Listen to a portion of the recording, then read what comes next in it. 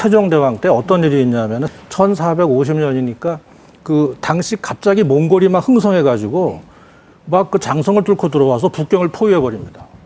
그러니까 명나라가 한양에 SOS를 쳐요. 우리가 지금 위급하니까 군대 10만 명을 빨리 보내라. 10만 명이나요? 당시 세종대왕을 비롯해서 조선에서 아무도 우리는 파병하지 맙시다 그럽니다. 그건 뭐냐 하면은 좀 북경을 포위할 정도의 강력한 몽골 군인데 우리가 거기 왜 끼어들어가냐. 그러니까 또 누가 그래요. 그럼 몽골이 우리를 침입하면 어떡하니? 그러니까 대부분 또 뭐라 그러냐면은 몽골의 관심은 중원에 있기 때문에 우리한테는 안 내려온다. 만약에 내려오면 옛날처럼 강화하면 그만이지.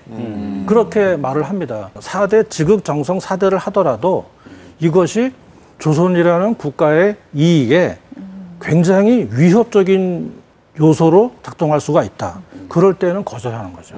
제가 또 고려사를 전공한 사람 아니겠습니까? 네.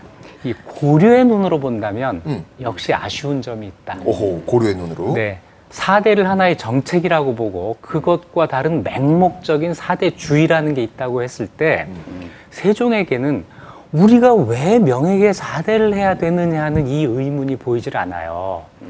명에 대한 4대는 당연한 것이다. 강대국에 대한 4대는 당연한 것이다. 이게 전제되거든요. 고려는 안 그랬어요. 왜 우리가 4대를 해야 되지? 그래서 거란이 들어왔을 때 한번 싸워보고 몽골이 들어왔을 때 한번 싸워보고 아 우리 힘으로 안 되니까 그러면서 대신 상대방에게 우리도 이만한 힘이 있다고 하는 걸 한번 보여줘요.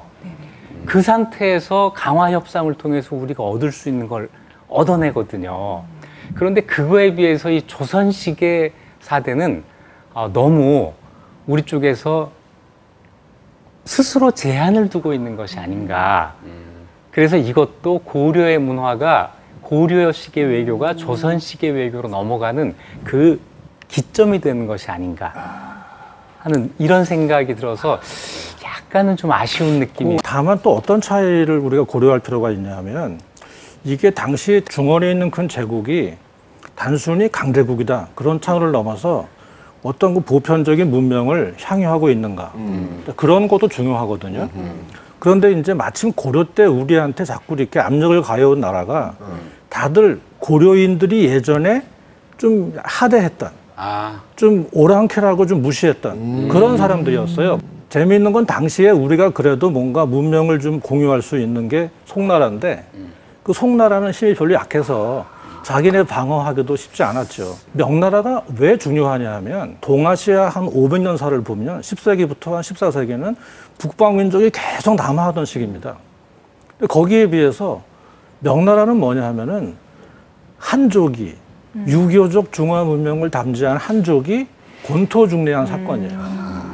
그러니까 단순한 강대국 플러스 정통성 한반도에 살던 지식인들이 보아도 아 쟤네들이 뭔가 좀 문명을 좀 안 원해네. 그렇게 인정할 수 있는 경우라는 거죠. 그리고 또 그 아까 잠깐 말씀드렸지만은 중원의 한족들은 나당 전쟁 이후로는 군사 개입을 안 해요. 한반도는 해외예요.